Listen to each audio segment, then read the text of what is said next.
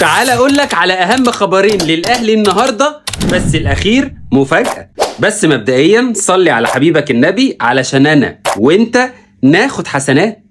تعرف ان مروان عطية بقاله 4 شهور جاي على نفسه وبيلعب بمسكنات علشان المفروض يعمل عملية الفتاء وما عملهاش؟ مروان عطية علشان ملوش بديل ولنفس السبب نزل يوم صباحيته علشان يلعب ماتش بيراميدز. مروان اول ما اتأكد ان ديانج مكمل مع النادي الاهلي استأذن من مجلس الادارة ومن المدرب علشان يعمل العملية، وللأسف يا غالي مروان عطية هيغيب عن النادي الاهلي 3 شهور. اما بقى مفاجأة النهاردة، شايف خط هجوم النادي الاهلي ده زود عليهم لاعب كمان، اللاعب اللي قال للزمالك وبيراميدز لا، اللاعب اللي فضل قاعد مستني النادي الاهلي يرد عليه لحد بعد كاس العالم، اللاعب يا غالي اللي مسجل اكتر عدد اهداف في نادي الزمالك رسميا يا صاحبي، محمد شريف، اهلاوي من تاني. شريف المخيف اللي مسجل مع النادي الاهلي 58 جول وعامل 11 اسيست ومعاه 10 بطولات، لسه مكمل رحلته